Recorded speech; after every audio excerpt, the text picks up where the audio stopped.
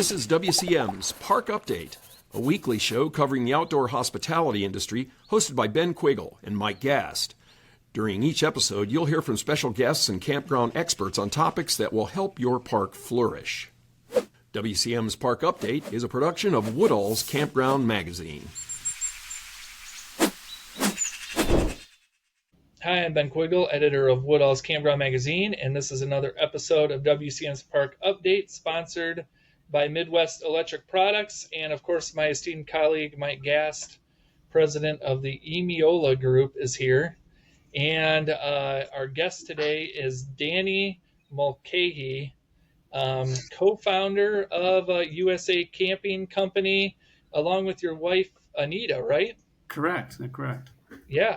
And we're excited to have you on. I've been in the space for a while, and it's always great getting to talk with investors and new people. And you guys aren't exactly too new, though. You've been in. How long have you guys owned parks? I guess we're coming up on 6 years since we've owned our first park. So not that long, but yeah. Where was the first one, Danny? The first one was called is called, I still own it, is a Ho-Hum RV Park in Carabel, Florida.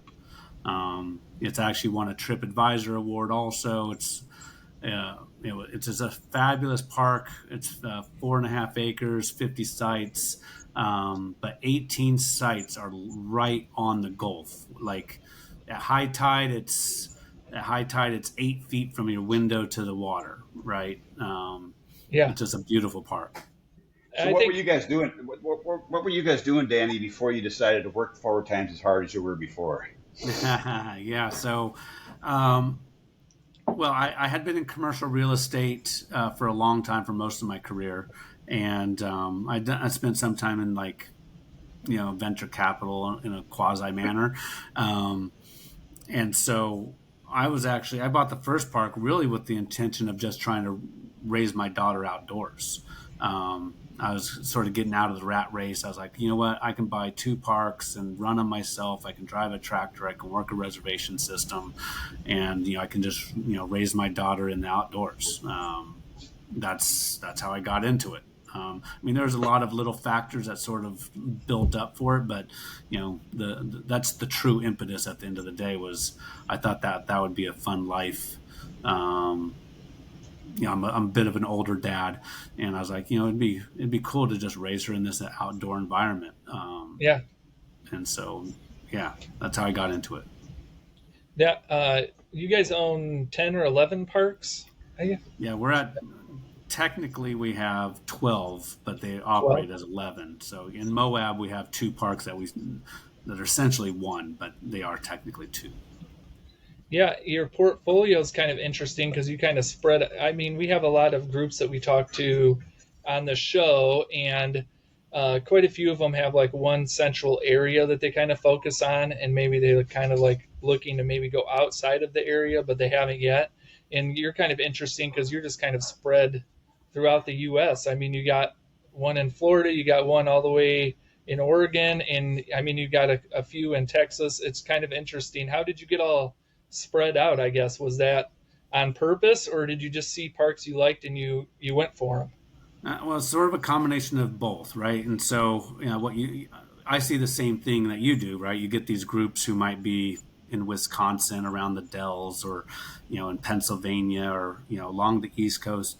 I actually chose the 30th parallel and below, so that I could try to keep them open year round. Obviously the one in Oregon's not below there, but otherwise the weather stays good, decent all year. It just gets pretty wet in the winter. So that's what I did, is I just tried to keep it below the 30th parallel so that they could stay open all year round. Yeah. And I guess, you spoke a little bit before we came on about the getting into the business and owning this park, and you spoke a little bit here about it. I guess, what are some of the parks, what are you looking for in a park? Do you have a wide variety of parks here, or do they all have some of the same characteristics, I guess? Yeah, so we try to be the destination, right? We are looking, my primary criteria would me and my family vacation there, right? That's what my criteria is. I mean, of course, there's about a dozen other touch points thereafter, but I'm not somebody who wants to stay, 2 miles from the beach. I want to stay on the beach, right? Yeah.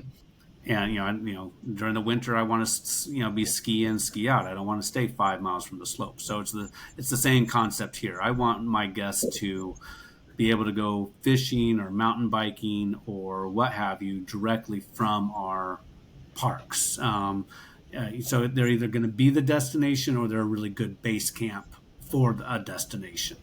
Our Port Aransas properties, I have one that's right on the beach, and then I have a property that's sort of in the center of the island that has easy access to the bars and restaurants, but they can still take their buggy to the beach if they want. So we're transient oriented. Even though we have a lot of long-term stays at a lot of our parks, we really want to be a vacation destination. So Danny, you're not that big as far as the spaces go. You got less than 1,000 sites at 12 destinations. Are you looking to expand all the time at the locations? Yeah, we are. We're always looking for new properties, and we want to keep our properties under 200 spaces. And that sort of flies in the face of smart investments in a sense, because it takes more man hours to operate them. But again, it comes back down to, will I stay at the park with me and my family? And I like the camping ideal, right? The intimacy that comes with camping, right? And I don't want to be in a 400 unit huge thing, even though I can make sense out of it from a financial perspective. Again, it comes back to, would I camp there? And I'm not going to camp at some behemoth place, that I have to walk, a quarter mile to get to the office or to the restrooms or the shower or anything else. And again, I want the culture of camping, right? Where your neighbors, you sit and have a beer with them, your kids play together. Once you start getting big, you sort of start to distrust, what's going on the other side of the park, right? My daughter's 6 years, she just turned 7 actually yesterday, today's her birthday. I don't want her on the other side of the park on a 400 unit park, because I don't know what's going on over there, right? And so, 200 spaces and below is 50 to 200 spaces where we like to stay. What's probably been your largest project so far as the parks go? When you bought them, what's been the one that really needed to be updated, I guess? I have two. I did a 40 unit expansion in Honey Bear by the Sea up in Oregon. We just finished it, and it was. Oregon is beautiful. The people are great. I wouldn't say the same about their government and regulatory nature.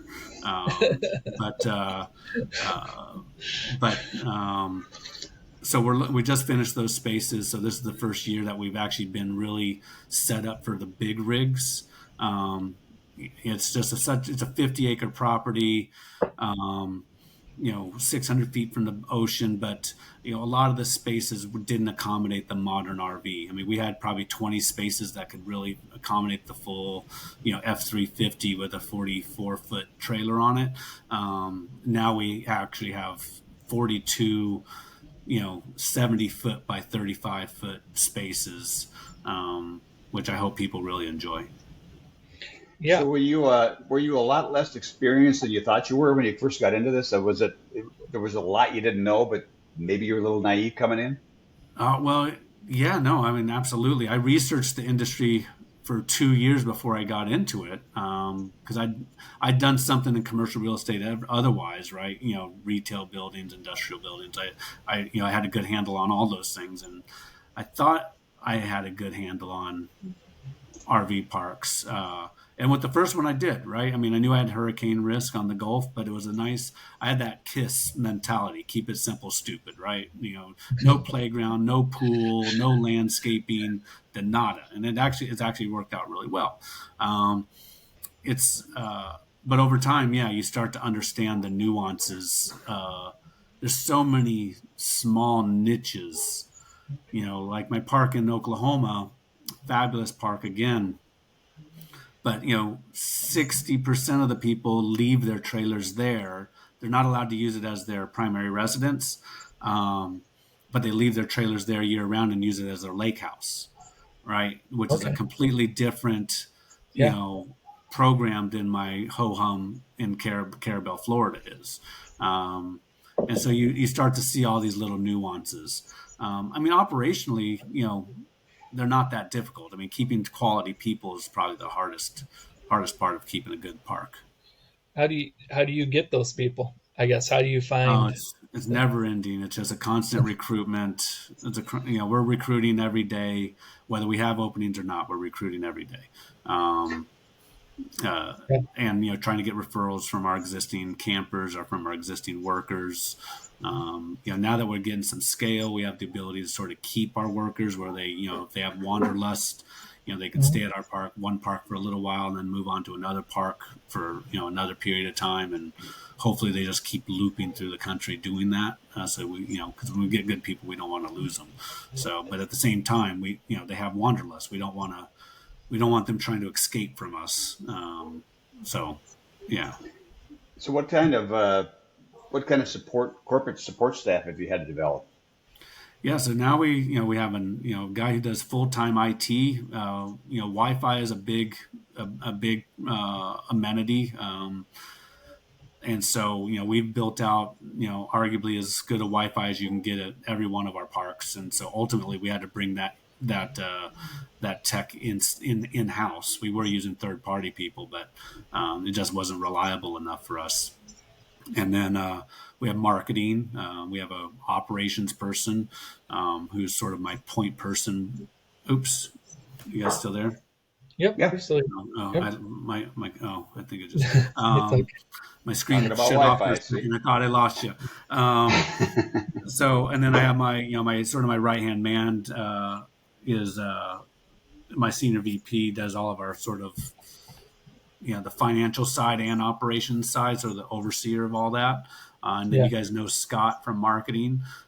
He's doing a great job, getting our, communicating with our guests and trying to build some brand awareness. Um, yeah, so that's about it. We actually do quite a bit with a very, nationwide. I think we're up to like 140 employees, but corporate wide, I think we only really have 6 employees outside of accounting. Yeah. Yeah. Well, we're going to take a break real quick. We will be back. We have to recognize our sponsor, Midwest Electric Products, and we will be back here in a minute with Danny.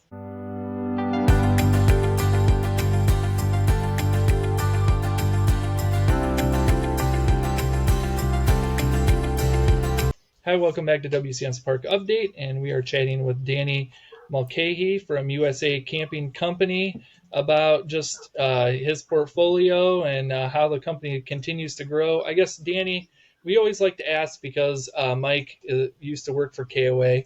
Is franchise something you would consider, like working with like a Jellystone or a KOA or doing something like that, or are you happy doing the independent stuff?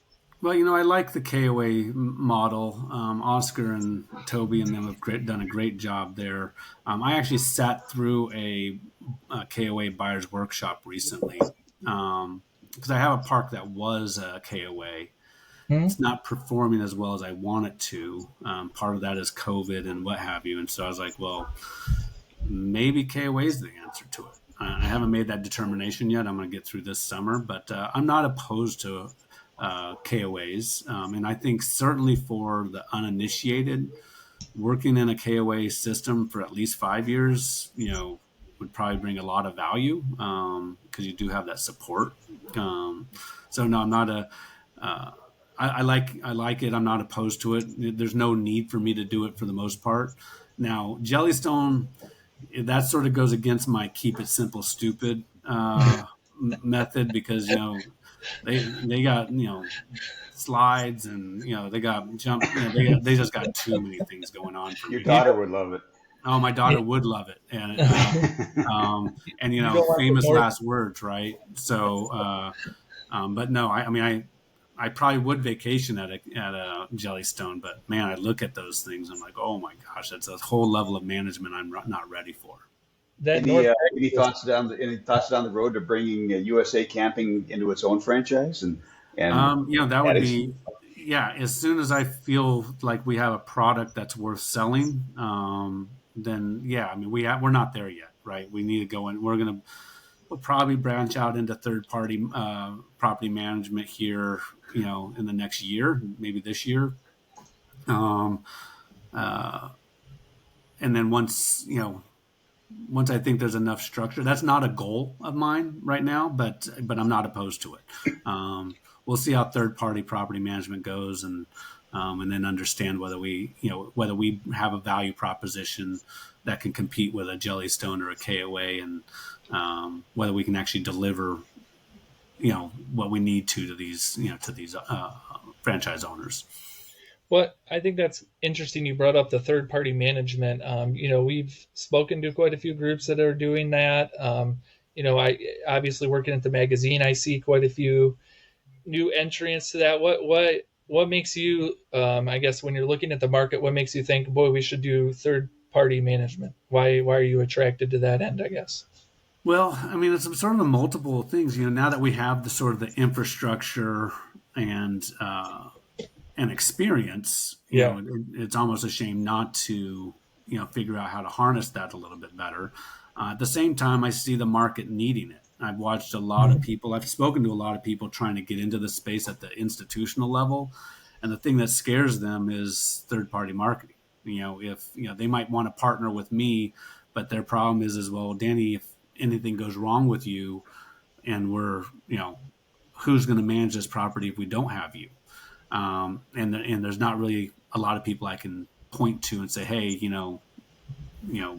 Hyatt will, there's not, you don't have that Hyatt and Marriott branding in this space.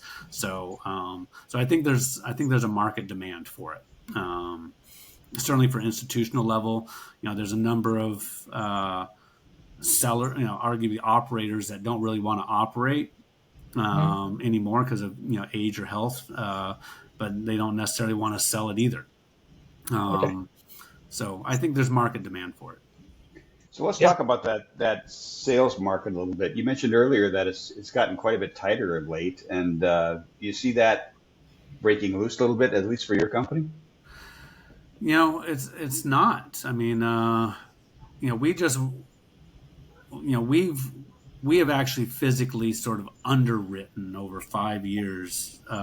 When I say underwritten, we've evaluated $1 billion worth of RV parks over the last 5 years. We've made offers on just over 200 of them, and we've only closed on 12 of them. And we've been making offers since say October of last year on properties, but there's just not the movement. People just aren't ready to accept that their properties are worth 20% less than they were 18, 24 months ago. And I don't blame them. I mean, I don't want to sell any of my parks in today's market either. And we're going to see where it all shakes out. I mean, one of the problems that we have in this space is, the sellers do have reasons to sell other than business, right? A lot of it's age and health. And so, they're a lot of them are trying to hold out at this point, and hopefully they, arguably they can. But until rates move, right, interest rates move, there's not going to be any real breaking loose of the space. And even there's still going to be, I'd say no less than a 6 months, but probably more than like a 12 or 18-month lag after interest rates start to move. So if you're sellers are trying to sell today or are interested in selling today, they're probably not going to get what the value they want for another 12 to 18 months. If they're looking backwards of like, oh, it was worth this, it's going to take some serious time to get back there, and I don't know if we'll ever get back to say the 4 caps that some of the things we're selling for in Florida. I don't know if we'll get back to 4 caps ever. 4 caps we'd have to get our interest rates back to where they were, which I don't see that happening either. So I think 5 cap is going to be the bottom of the market, or top of the market in one respect, right? Well, we just did a story, some features on insurance, and I just kind of wanted to ask this question. I guess since you have so many locations throughout the U.S., some in some hurricane areas, other you got one in Oklahoma. There's a lot of tornadoes down there. I guess I don't know, but how's the insurance market been for you guys? Brutal, just Yeah, brutal. It's, I mean, if I was wealthier, I'd start an insurance company. It's yeah, it's absolutely crazy. I mean, we've had some parks like that Oklahoma park. I think we've changed. We've owned it 5 years. I think we've changed providers like 5 times, right? But now I think there's only like three more. I think there's only like three people that are actually doing it nowadays. So, yeah.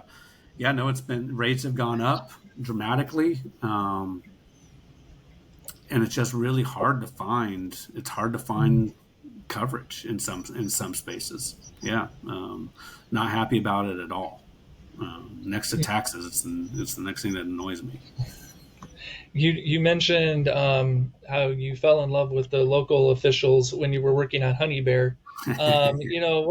What's the process like when you get? What's the process been like for your parks when you come in and you want to work to expand them or whatever? Do you have a lot of success with that normally, or you had a little issues there in Oregon, but I guess is it normally that hard? Well, now we're a little bit better at it than we were when Yeah, I started this with Honey Bear. But um, one of the biggest things is these are often in remote environments, so the number of yeah, service providers that can do the different work is limited. And in this last market, I mean, you know, the trades have had are all the trades have been at capacity for at least the last 5 years, right? I can't talk to one dirt guy or electrician or plumber or anybody who doesn't have a 6 8 week pipeline windowed before they can get to your business, and that's all across the country. So the remoteness is a big problem, and having enough high quality providers, right? You're not going to get three bids, on electrical. It's just not going to happen, right? You get one guy and you hope that he is a decent person. And we have been good with some of that, but it's taken some time. So everything, the adage about development is it takes twice as long and costs you half again as much. That's absolutely true. So budget whatever you want, then double it, double the time, and at least add 50% to your cost. That's absolutely true. You try to get away with saying it's not true. It's true every time. So where do you wish you were right now? Is there a spot that you wish you had a couple of campgrounds in? I want more around Piscataway National Forest, if I'm saying that name right. Smoky Mountain National Forest, Piscataway. Asheville, North Carolina. I want more in that space. I love that area of the country. Just as a person, as an outdoorsman. We have one in Chattanooga, which also has 5 miles of caverns, which is awesome. But I would love to have more there. From Raleigh to Atlanta to sort of that whole triangle between Nashville, Charlotte, and Atlanta. yeah. That's where I'd love to spend more time. What's I know like at the Moab, Utah one park you have glamping included. Is there any thought about maybe just opening some glamping only locations or exploring the glamping front a little bit more? It's really funny that you say that because, for the last couple of years, I keep asking, I was like, how are these people making money in these glamping operations, right? I'm looking at the investment that they charge, and I still question, 9 out of 10 of them. Yeah. What we've done and what I like is we've sorted what I consider the continuum care model, like you'd have in senior living, right? You got, Mhm. independent living, assisted living, and memory care, right? So in camping, we have primitive camping, RVs, cabins, and glamping, right? So for different people, and we're keeping that mix across our. We think that's the best way to do this glamping Yeah. endeavor, is having a mixture of product, and I love them. We just ordered 8 tents. Actually, we got 5 more tents, 5 safari tents going to Chattanooga. They should be there by the end of the month, and we got 3 safari tents going to Moab, and so we're really looking forward to it. I think, yeah. So yes, and I am trying to figure out how to maybe make sense out of a glamping only. And when I say, and it might not be glamping only, I think what I might do is what I'd say is primitive car camping and glamping. And when I say car camping, maybe it's sprinter vans, right? Yeah. Not really taking it to the RV level, but the sort of the van camping, the sprinter vans, primitive camping, and glamping. I think that's the model I'm going to probably move forward with if I find the right destination. What's interesting is we spoke about this in an episode a couple of weeks ago. Car camping, like truck camping, and like people just like camping out of their vehicles, not necessarily vans. That was up in the KOA report, so that was kind of interesting. So people are just finding any way to camp, I guess, right now. So well, the overlanding, is a big. Yep. Is gaining. I mean, it's still maybe 8% of the market or less, right? So it's very small. But on the equipment manufacturing side, right? I mean, every manufacturer is trying to sell to that market. They're selling the dream, right? You look at the Broncos and the Jeeps with the tents, and the Rivian car that already has a tent on it, and you're like, I bet you that tent's never actually been opened, but it looks good on the back of the truck. I think there's a huge space, in that, and there's not any organized marketing effort. I mean, if you had a Jeep and a tent, or a Rivian and a tent, or a Subaru and a tent, you don't really know where you would go, right? You'd Google BLM or campground or whatever, and if you were sort of new to the space, you'd have a hard time figuring it out. So. But I do think, I mean, every day I see a dozen of them driving around. So I think there is a market there. I just haven't put any time and energy towards it yet. Well, we probably have to get going here soon, but I did have one more serious question. So if you're going to have, what's your mascot? Have you guys thought about like a mascot for USA Camping? Like, is your daughter going to create one for you? Right, that's a good idea. So she is our muse, right? And we did have her on, I don't know if she's still on the website, but she was our muse on our website for the longest time. But when you said that, my daughter flying a kite on the beach in Oregon, if I had to come up with a mascot, some sort of image of my daughter flying a kite would probably be a great mascot type image in my mind. But yeah, that sounds always wants to be in a squirrel suit for some reason. I don't know.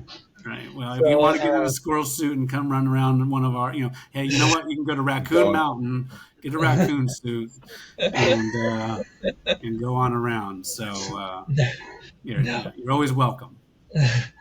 Well, thank you for coming on the show. People can learn more about USA Camping Company at usacampingcompany.com. And how would people who may be interested in selling their park get in touch with you, I guess, Danny? Yeah, they just have to email Danny at USA Camping Company, and I'm happy to respond to them. I guess if just to sort of end it, if we wanted to talk about that franchise stuff, if you wanted to say about what USA Camping Company is, I try to train everybody at our parks to think about camping as a 12-year-old. The first time you've gone camping, what was that experience? That's what my team is supposed to be focused on, is making sure that was a great experience. And it could be your last camping trip at 80, right? And when I say camping, that's camping, right? That's, hearing the birds, smelling the air, drinking, watching the fire, drinking beer, drinking Kool-Aid. That's what I'm trying to make USA Camping. Well, that's awesome. Yeah. And thanks again for coming on, Danny, and giving us a picture into what you guys are doing. And hopefully you guys continue to grow and have success moving forward. So, Well, Ben, Mike, thank you so much for having me. Woodall's has been there for, forever. Great resource. You guys do a great job. So, thank you again. I get to say long-time listener, first-time caller, don't I? first time. All right. Well, thank you. Thanks everyone for watching, and we'll be back again next week. Thank you. Thanks, Danny. Thank you for listening to WCM's Park Update, a production of Woodall's Campground Magazine. Join us for a new show each Tuesday at 3 p.m. Eastern on Facebook, YouTube, and wherever you listen to podcasts. Follow us on Facebook and LinkedIn for daily news and updates, and subscribe to our news feed on our website at woodallscm.com.